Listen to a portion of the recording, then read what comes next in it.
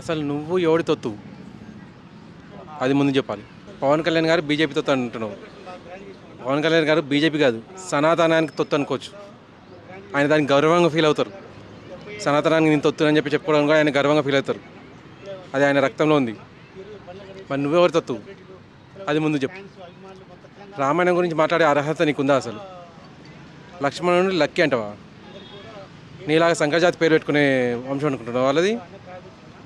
ఎన్నో ఏళ్ళ చరిత్ర ఉంది వాళ్ళది. నీ ఇష్టం వచ్చినట్టు ఏ పేరు పడితే ఆ పేరు పెట్టేసి వలస వచ్చిన కూలీలు అని చెప్పి మాట్లాడతావు.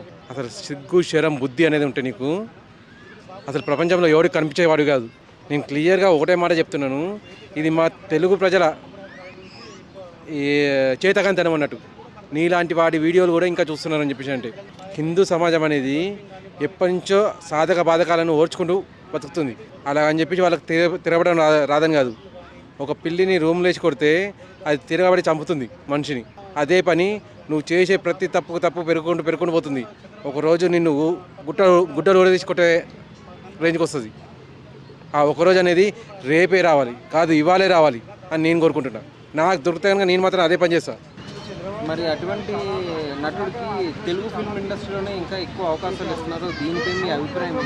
అదే కదా నాకు అర్థం కాని విషయము. మన హీరోలు, డైరెక్టర్లు, ప్రొడ్యూసర్లు వీళ్ళు ఏమనుకుంటున్నారో అర్థం అవ్వట్లేదు. ఎందుకని అటువంటి నీచుడికి ఇంకా అవకాశాలు ఇస్తున్నారు? వాడు లేకపోతే సినిమా అంటారు కదా. ప్రభాస్ గారి బాహుబలి, ప్రకాష్ రాజ్ ఉన్నాడా? దురంధర్, ప్రకాష్ రాయ్ ఉన్నాడా?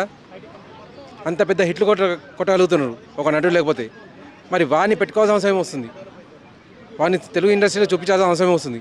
తెలుగు, తమిళ్, కన్నడ, మలయాళం తీసి పారదకపోయిన వాడిని నేలకేసి కొట్టండి, వాడిని తల పగల కొట్టండి.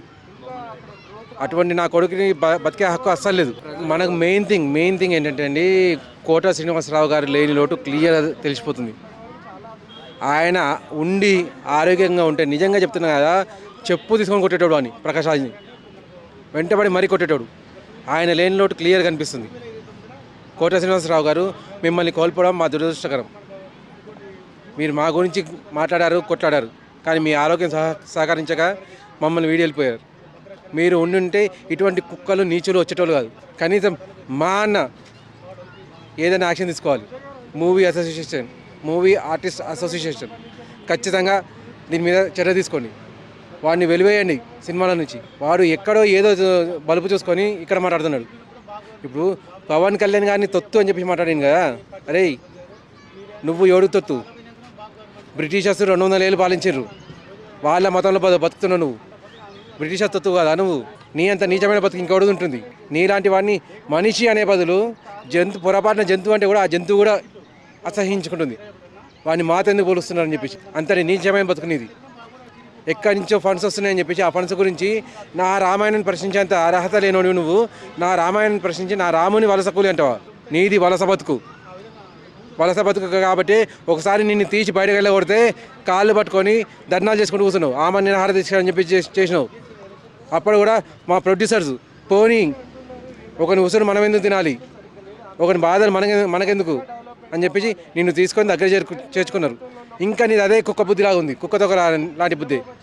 అది మారకపోతే నిజంగా చెప్తున్నాను, వెంటబడి కొట్టే రోజు ఖచ్చితంగా వస్తుంది.